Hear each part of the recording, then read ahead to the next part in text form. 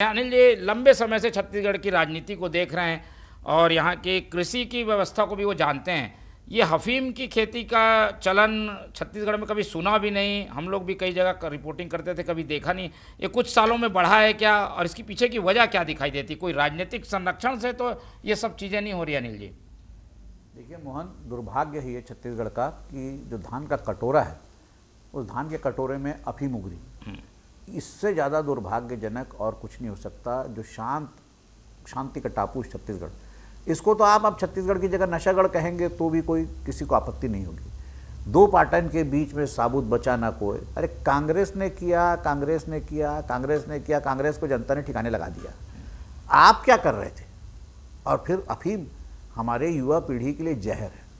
देखिए, मैं पहले से कहते आ रहा हूँ, आप जब दुर्ग, जो हमारी राजधानी से लगा हुआ शहरी क्षेत्र है, वहाँ अफीम की खेती मिल रही है। पहले जब दुर्ग में पकड़ाया था तब ये डिबेट में बैठा था, तब मैंने यही कहा था कि यहाँ ये हाल है तो सुदूर क्षेत्रों में क्या हाल होगा, बस्तर में क्या हाल होगा। और सबसे बड़ी बात यह है कि हमारे पड़ोस का जो प्रदेश है उड़ीसा, वहाँ गांजे की खेती होती है। पूरे हिंदुस्तान को गांजा वहाँ से निकल के सप्लाई कहाँ से होता है? रायपुर से होता है। रायपुर की लड़की नव्या मलिक पकड़ाती है, पाकिस्तान का ड्रग लाती है। पुलिस का सिपाही पकड़ाता है, चिट्टा बेचते हुए पकड़ाता है।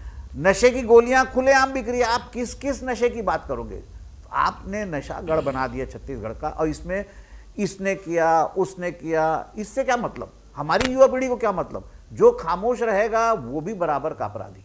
आपको ये बताना पड़ेगा कि 5 साल से, ठीक है, कांग्रेस के जमाने से बीज बो दिए थे। अरुण साहब कह रहे हैं कि कांग्रेस ने बीज बोया। अरे तो आप क्या कर रहे हो? उसको बैठे इंतजार कर रहे थे क्या? फसल पकेगी और काटेंगे और बेचेंगे, खाएंगे?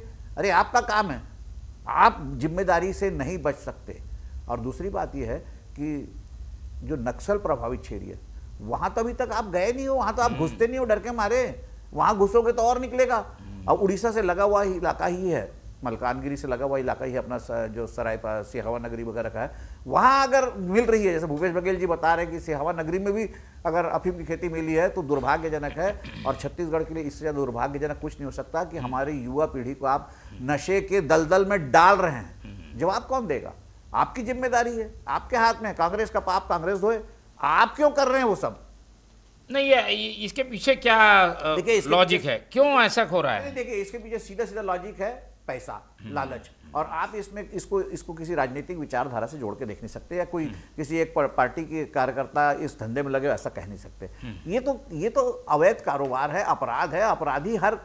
अपराधी की जात नहीं पूछी जा सकती, अपराधी का जो है पार्टी का रिलेशन नहीं पूछा जा सकता। अपराधी अपराधी होता है, उसको किसी भी अन्य पैमाने पे नहीं तोला जा सकता। और अपराधियों को इसका जो अगर स्वाद लग गया है तो ये बहुत घातक है छत्तीसगढ़ के लिए। इस पर तत्काल नियंत्रण और कड़ा नियंत्रण, इसका समूल नाश करना बहुत जरूरी है। अन्यथा ये अपराध अगर पनपेगा तो मान लीजिए कि अगर खरपतवार उगती है तो मुख्य फसल खत्म हो जाती है, अफीम उगने लगा तो धान खत्म हो जाएगा, और फिर हमारा प्रदेश कहाँ जाएगा, ये सोचना। ठीक है, और कई प्रदेशों में इसे लीगल किया गया है, अनुमति लेकर, लाइसेंसी कि कुछ इस तरीके की स्थितियां भी वो सब दवा के लिए, वो सब बेकार बात है। दवा के लिए जितना जरूरी होता है उतना उत्पादन हो रहा है। अब ये बहाने अगर बनाए जाए कि नहीं, इससे किसान का भला हो जाएगा या किसान लाभान्वित होगा, तो ये इस प्रदेश को नर्क में डालने जैसा है। आपके पास लोहा है, आपके पास कोयला है, आपके पास चूना पत्थर है, एशिया का सबसे बड़ा सीमेंट कॉम्प्लेक्स बलौदा बाजार में है, स्टील कॉम्प्लेक्स हमारे पास है, आयरन ओर के पहाड़ हैं, लोग खदान ढूंढते हैं लोहे की, हमारे पास लोहे के पहाड़ है।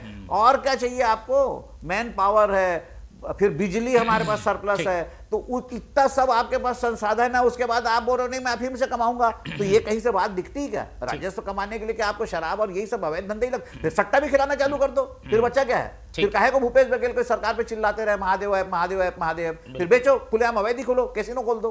कानून क्या हमारा कुछ लचर है अनिल जी? इसको और मजबूत बनाने की जरूरत है, क्योंकि ऐसे लोग अब सक्रिय हो गए छत्तीसगढ़ की ओर, पहले दूसरी जगह खेती करते। नहीं, देखिए मोहन जी, कोई कानून लचर नहीं है। कानून सब पर्याप्त है। और दूसरा, आप कितने भी कानून बनाइए, अपराधी को तोड़ना है कानून, वो तोड़ेगा। अपराधी की प्रवृत्ति अलग होती है और कानून का जो है उसका पालन होना चाहिए। अब सवाल इस बात का है कि अगर ये विनय ताम्रकार वाला मामला सामने नहीं आता, या दुर्ग वाला जो है अफीम की खेती सामने नहीं आती, तो आप मुझे बताइए क्या बलरामपुर का मामला सामने आता, या तमनार का मामला सामने आता, या सिहावा नगरी का मामला सामने आता?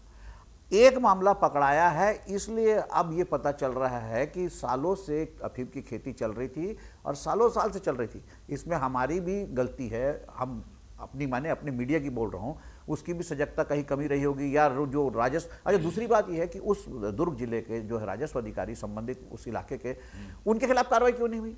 आखिर वो राजस्व अधिकारी करते क्या थे, या उस इलाके के पुलिस अफसर के खिलाफ कार्रवाई क्यों नहीं की? वो कर क्या रहे थे? कृषि अधिकारी के खिलाफ हुई है कार्रवाई। अरे एक कृषि अधिकारी के खिलाफ 5 दिन के बाद 10 दिन के बाद। मेरा कहने का मतलब ये है, सजगता समाज के लिए भी जरूरी है। समाज अगर आंख बंद करके सोएगा, हम आंख बंद करके सोएंगे, तो इस तरह के अपराध पनपेंगे। लेकिन इसके लिए किसी एक दल विशेष को या किसी एक राज्य विशेष को दोषी नहीं ठहराया जा सकता। जिम्मेदार हम हैं, हमको जिम्मेदारी लेनी होगी कि हम सोए थे और फसल उग रही थी। आपको खुद को इस बात को तय करना पड़ेगा। सरकार इसके लिए जवाबदेह है, सरकार को प्रशासनिक तंत्र को कसना पड़ेगा, सरकार को पुलिस विभाग को कसना पड़ेगा। कानून पर्याप्त है।